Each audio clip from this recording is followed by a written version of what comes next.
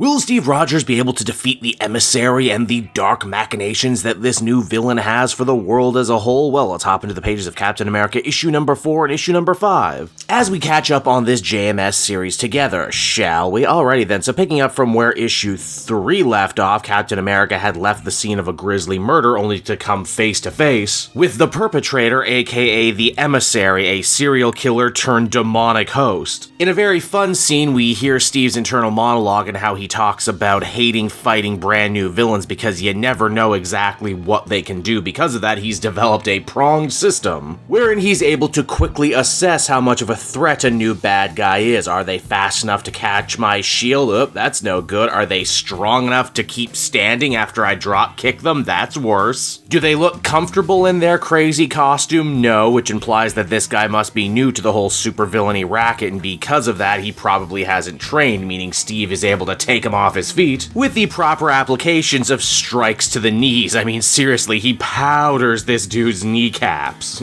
You would almost feel bad for the Emissary, but then you remember that he's just the human avatar for Asmodee, a powerful demon who's had it out for Steve ever since World War II. As Steve so eloquently puts it, fighting demons suck because basically no mortal weapon can harm them, and despite the super soldier serum and the super awesome shield, Cap is still just a regular dude at the end of the day. In the end, Captain America is only able to escape this battle by the skin of his teeth by allowing the Emissary to wail on him with demonic fire so much that he ends up getting pushed back like a rocket. It would seem that for all his bluster, the Emissary didn't actually want to kill Steve, not yet anyway. He's toying with him, which makes the whole thing all the more distressing. Now after that, we flash back in time once more, wherein we get to see Steve Rogers, the working man, getting paid to lift bricks 1 penny at a time. He's small, he's not very muscular, but he's more driven and has more heart than just about anyone else on that work site. In fact, he continues to work his fingers to the bone even when the foreman tells him that Meyer Lansky, Cap's new mafia buddy, offered to set him up with a cushy no-show job, but obviously that's not the sort of guy Steve Rogers is. He wants to earn his money the old-fashioned way, even when doing so almost puts him into an early grave. You'll remember that Steve hasn't been eating properly and he let himself get dehydrated, meaning he passes out on his way home, where he was very lucky to be found by the nice single women who live in his building. Man, isn't it funny? Sickly old Steve Rogers can't ever get a date, yet is always surrounded by women who love him. Now, we always knew Steve Rogers was a sick kid growing up, but what exactly did he have? Asthma for sure, but as this issue goes out of its way to highlight, he actually had way more health problems than just that. He had astigmatism, partial deafness in one ear, scarlet fever, heart problems, the other type of fever, and oh yeah, just astigmatism in case the other stuff wasn't bad enough. Basically what this story is telling us is that if Steve didn't join the army, get the super soldier serum, and become Captain America, he almost certainly would have died very young. And hey, because this series absolutely loves juxtaposition, it's after that we actually flash forward to the present wherein we see Steve coming to in his hospital bed, met by Sharon. Sharon, to her credit, actually gets a lot to do in these two issues, and I really appreciate JMS going out of his way to highlight Steve as a lover and someone who cares about his relationship. Even though his superhero work means that he regularly is forced to miss dates, but still, it hurts him as a person and he wants to try and do better, unlike some heroes in this moment. We also learn a little bit more about Asmodee in this issue. Obviously, he's the one secretly pulling the strings of all the Nazis who are currently orchestrating the big attack on Madison Square Garden. But it actually runs a little deeper than that. Apparently, Asmodee isn't your regular run-of-the-mill demon. Oh no, he is one of the original fallen, the angels cast out of heaven by God himself, who has now sworn to use the rest of his existence to war on humankind and create hell on earth to punish mankind for replacing him in God's eyes. Which, man, you know what, as far as motivations go, that's a pretty goddamn strong motivation. Knowing that he is dealing with a demon and magic has never exactly been his bag, issue 4 ends with Steve Rogers placing another call to Misty Knight in the Aberrant's crime division, in hopes of once again making use of the Doctor Strange doll we saw in issue 3. Yes, that's right, Stephen Strange and Clea are still busy fighting threats on another plane of existence, and because of that can't swoop on in to help Steve with this magic problem. If nothing else though, as issue 5 begins, Doll Strange is actually able to help Captain America riddle out that he is indeed fighting Asmodee, an incredibly powerful demon who you just can't kill even via the regular magical means, mainly because he is so old and is so ancient and exists mainly as an abstract idea and not just a physical being that you can hit. In a hilarious joke, too, Steve doesn't want to carry around the doll anymore for exposition, and because of that just breaks off the head and decides to put it inside one of his many pouches, meaning that Doctor Strange does commentary for the rest of the issue. Now, back in the 30s, young Steve reconnects with Mueller, his landlord, a character who had disappeared from the book since the first issue, and there's actually a good reason for that. Apparently, this dude spent a bunch of his own money to try and infiltrate a fancy Nazi party after seeing way too many of his own family members back in Germany fall to their lies. It was while skulking around the party he ended up overhearing a conversation between Baron Strucker and Baron Zemo about the upcoming attack on Madison Square Garden, and believe it or not, it looks like young Steve and his connection to Meyer Lansky might actually be the only thing to stop this attack before it happens. And wouldn't you know it, because history continues to rhyme, this memory about what happened in the 30s helps Steve riddle out where he thinks the Emissary is going to attack next. You'll remember that he had been killing different agents of change all over the world. Well, apparently a bunch of these people were slated to attend a big peace conference. The perfect place for the Emissary to strike again very publicly. Steve worries that he might not be strong enough to stop this guy because, well, he damn near killed him the first time. And he makes Sharon promise that should the worst happen, she will make sure that all of the innocent people are evacuated from the building before it's all too late. Again, nice stuff with Sharon. Glad she gets more to do in this series. She's a trusted equal and ally and not just another romantic interest. Feels like other books could probably learn something from this Spider-Man. Oh god, I really gotta get that cough looked at. I think I'm coming down with something. Back in the past, we see young Steve Rogers waiting in the wing as the explosive device is delivered to Madison Square Garden. The Baron's plan is the same as ever: blow the building during the German-American Bund's speech, blame it on communists and Jews, to rally Americans to the Nazi side like never before. Of course, to make this happen, they're going to have to sacrifice a couple thousands of their own American followers, but hey, they already dedicated their lives to serving the Fuhrer, right? So their lives were forfeit, including the leader of the Bund, who thought that he could escape, only to find out through this conversation that the Barons never planned to let him go. This much promise of death and destruction is enough to actually break on through to one of the younger Nazis who's supposed to guard the truck. He's so freaked out about being in the blast zone, he actually fills Steve in on everything he needs to know about what point in the speech the bomb is supposed to go off, before eventually getting shot himself by Strucker. This means Steve himself is forced to dodge a bunch of different bullets before eventually escaping in the sewers and getting back to Meyer Lansky so that he can marshal his own forces of goons to go and bust some Nazi heads before it's too late. Poor Steve is incredibly hurt, incredibly sick, but demands to be brought along anyway because he's got moxie, that kid.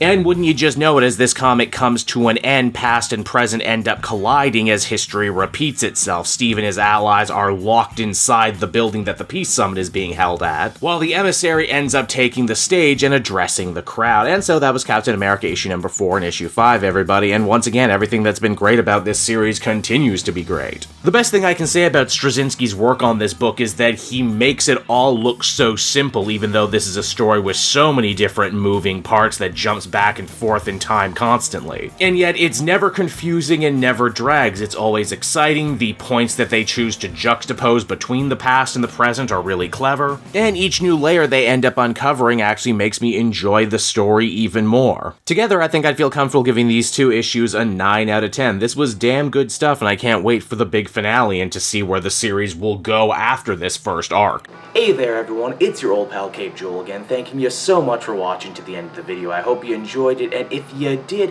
why not check out my Amazon link down in the description. Yes, that's right, the Cape Joel channel officially has its own Amazon storefront now. You can pick up a comic or anything else for that matter, and if you did, you'd really be helping me in the channel. So with that out of the way, everyone, I will see you again next time. Bye-bye.